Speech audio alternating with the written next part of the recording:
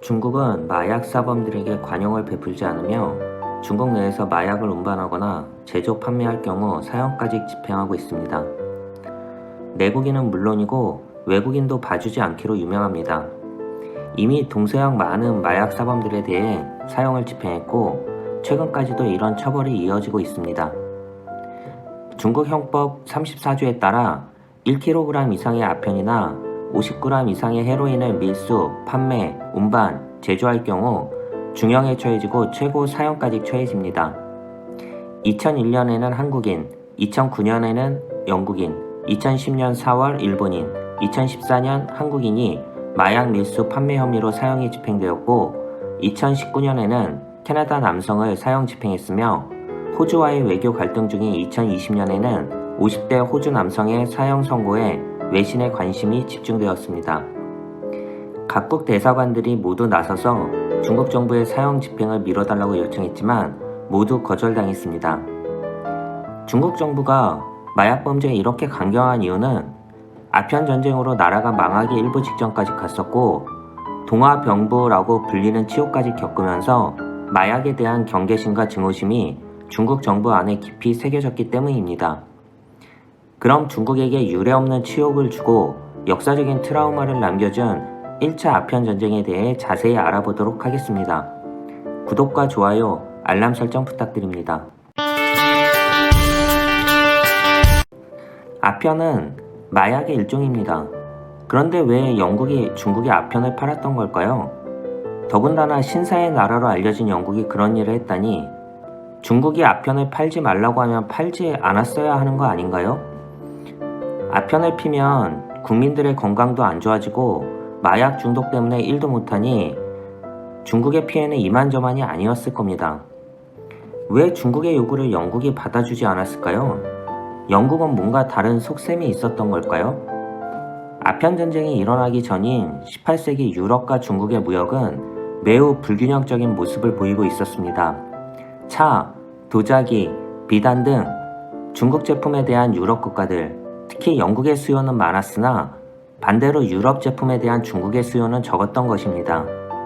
이 때문에 중국은 당시 화폐로 쓰였던 은을 막대하게 보유할 수 있었습니다. 당시 유럽 국가들은 우리가 흔히 신대륙이라고 잘못 부르는 아메리카 식민지에서 생산된 은을 통해 대중국 무역 적자를 보존하였는데요. 18세기 중후반 영국에서 산업화가 시작되면서 영국 내에서도 은이 예전과 비교할 수 없을 만큼 많이 필요하게 되자 이런 방법은 더 이상 통하지 않게 되었습니다. 그래서 영국은 산업혁명 이후에 무역 적자를 해소하기 위한 방편으로 아편을 선택했습니다. 플래시 전투에서 승리한 이후 동인도 회사가 인도의 벵갈 지방에서 아편을 재배해 상인을 통해 중국 근해로 운반한 다음 몰래 중국에 파는 방법을 썼는데 1829년 말부터 쾌속 범선이 등장하여 항해 시간이 짧아지면서 더 많은 아편을 밀수출할 수 있게 되었습니다. 청나라에서 아편 수요는 폭발적으로 증가했습니다. 1780년 무렵 약 1000상자에 불과했던 아편의 수입량은 1330년에는 1만 상자, 아편 전쟁 직전에는 4만 상자 정도로 늘어났습니다. 이것은 무게로 치면 거의 300만 톤에 육박하는 것이었습니다. 고위 관료, 지주, 상인, 군인 등 지위가 높은 사람에서부터 떠도는 유민층에 이르기까지 많은 사람들이 아편을 피우기 시작했습니다. 아편은 마약이기 때문에 한번 중독이 되면 쉽게 끊을 수가 없어서 죽을 때까지 피울 수밖에 없었던 거죠.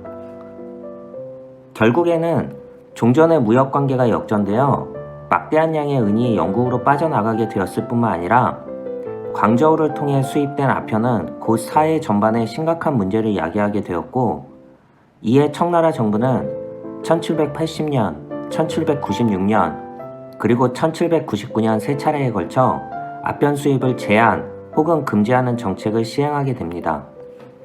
사태가 심각해지자 마침내 도광제는 임칙서를 특사로 파견하여 광저우의 아편 거래를 막게 했습니다.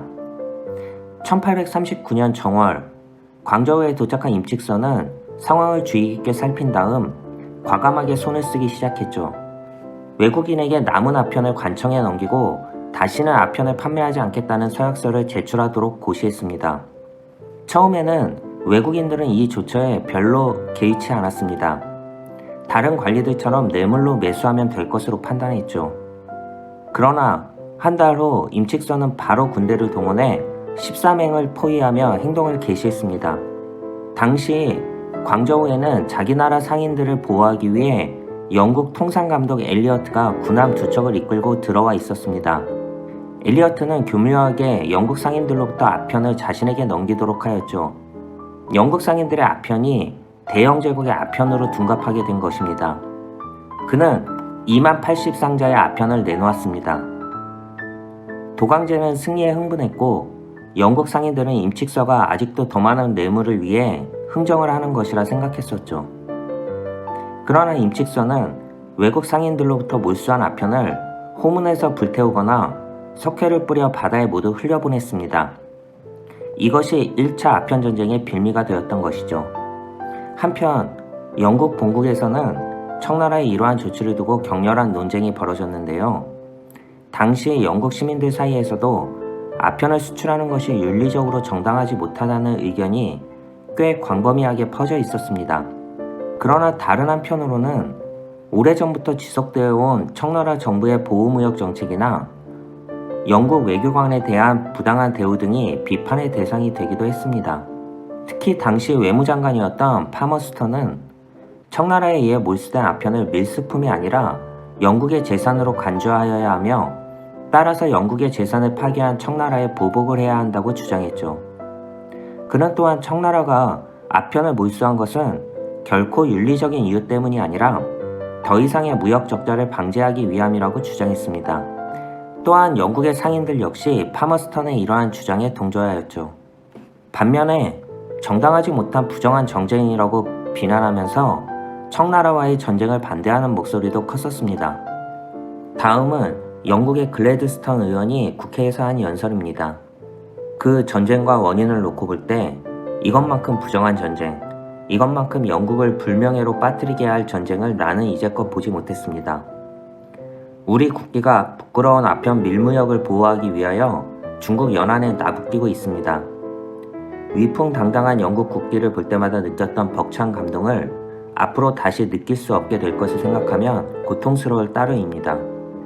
아편 전쟁을 할 것인지 말 것인지를 의논하는 국회에서 그는 전쟁에 반대하는 입장이었습니다.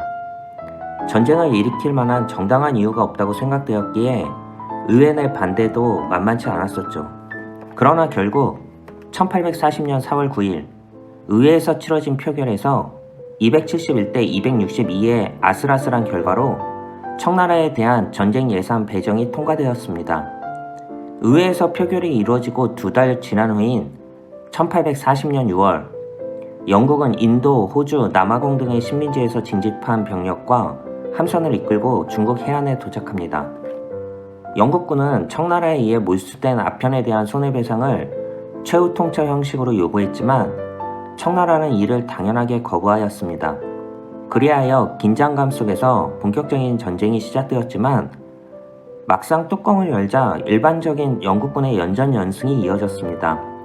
영국은 전쟁 초기부터 광저우 인근의 해역을 장악하였는데요. 이 지역이 장악당하자 임칙서의 후임으로 파견된 기선은 영국의 대표 엘리엇을 만나 평화조약 체결을 논의하게 됩니다.